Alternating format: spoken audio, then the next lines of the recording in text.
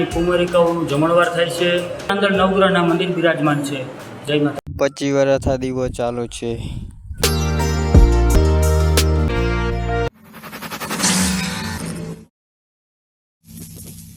તો બધાને જય માતાજી ને કેમ છો બધા મજામાં ને? તો આજનો વિડીયો આપણે કરી દઈએ ચાલુ। પોરબંદરથી છે ને 15 કિલોમીટર જૈન સેટુ મંદિર છે, રાંદલમાનું મંદિર।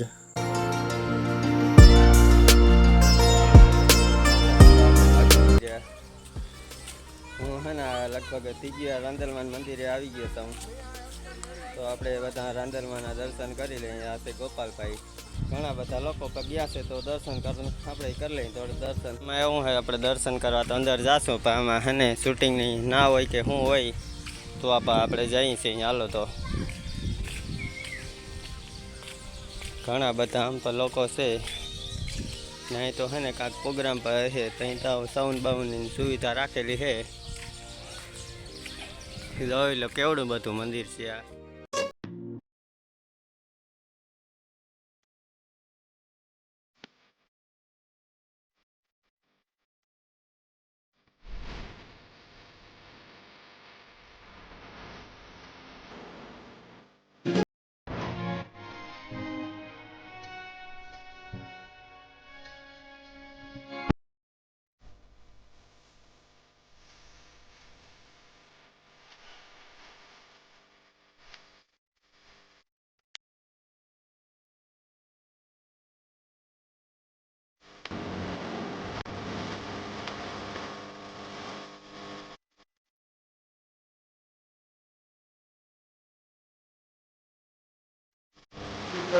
જામનગર હાઈવે ઉપર સૂર્ય રંગનાથી નવગ્રહ મહામંદિર આવેલ છે। આ મંદિરની અંદર અહીંયા અમારે માતાજીના લોટા તેડાય છે। નાની નાની કુમારિકાઓનું જમણવાર થાય છે। અને જે કોઈની માનતા કરેલી હોય છે, જેને સંતાન ન થતા હોય, સંતાનની દાતામાં ભગવતી રાજરાજેશ્વરી રાંદલ માતાજી સંતાન આપે છે અને હરેક ભક્તોની મનોકામના પૂર્ણ કરે છે માતાજી। માતાજીના લોટા તેડાય છે, પ્લસ અહીંયા નવગ્રહના પણ નિવારણ થાય છે, જો અને એનું નિવારણ કરતા થાય છે।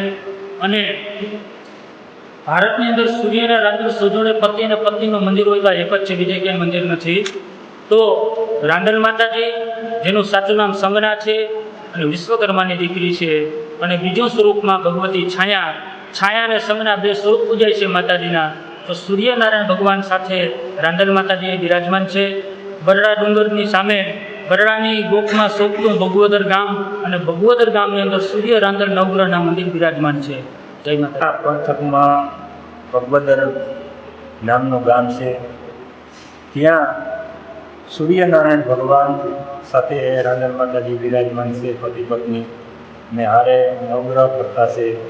એ નવગ્રહની વિશેષતા એ છે કે જે ગ્રહનો જેવો કલર હોય, રંગ હોય, ઓરિજિનલ આરસ પાનનો પથ્થર છે, કોઈ કલર મારેલો કે લગાડેલો નથી। એ નવગ્રહની વિશેષતા થઈ ગઈ। આ મંદિરની પહેલી વિશેષતા એ છે કે પહેલાં નાનકડું મંદિર હતું, પછી મોટું બનાવ્યું। 1978માં આ મંદિરનું નવનિર્માણ કામ ચાલુ થયું અને 2003માં પૂરું થયું। 15થી 16 વર્ષ અંદાજે આ મંદિરનું કામ ચાલેલું છે, પણ માતાજી અને ભગવાનનું જે સ્થાન છે એ ચલિત નથી થયું। એ પાંડવોના વખતનું છે અને પ્રાચીન સ્થાપિત કરેલું છે। બાકી બધા મંદિરો છે એ સ્થાપિત કરેલા છે।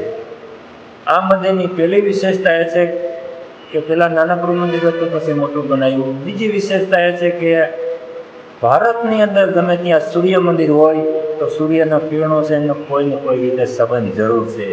તો પણ અહીંયા એક માતાજી અને ભગવાનનો એવો સંબંધ છે કે આખા વર્ષમાં 2 મહિના, એપ્રિલ અને ઓગસ્ટ, ચોથો મહિનો અને 8મો મહિનો આપણો ગુજરાતી મહિનો ચૈત્ર ને અષાઢ કે શ્રાવણ આવે। આ 2 મહિનામાં સવારે જ્યારે સૂર્ય ઉદય થાય ત્યારે પહેલું કિરણ છે સૂર્યનારાયણ ભગવાન, માતાજી ભગવતી રાંદલમાં, અને ચરણોમાં છે ભગવાનના માતાજીમાં ના ચરણોમાં છે નવગ્રહ દેવતા, એની ઉપર આવે છે ને અડધોથી પોણો કલાક કરીએ। પછી લાસ્ટમાં ઉજ્જવમુખ મહાદેવ શિવનું મંદિરો આવેલું છે। એની વિશેષતા એ છે કે સોમનાથ દાદાની શિવલિંગ અને આ શિવલિંગ સેમ ટુ સેમ સરખી છે.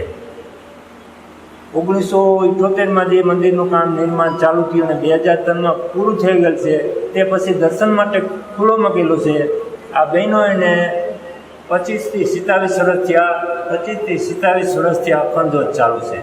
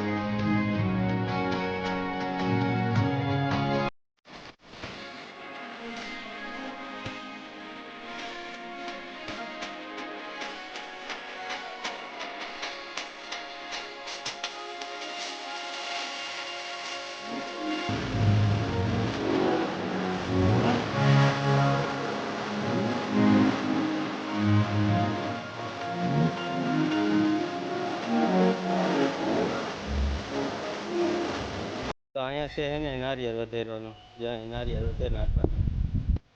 ત્યાં ઝાડવા સુપર બધા છે હો, બાકી અહીં તડકો કે લૂક કે તમને લાગે નહીં અહીં. ત્યાં અસલ બધા છે ઝાડવા, બાકી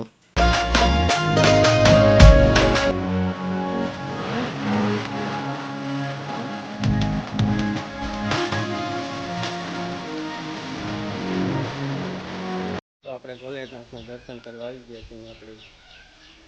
આપણે નંદી મહારાજ, ઘણા બધા માણસો સેવાય, થોડીક ઓછી ટ્રાફિક છે.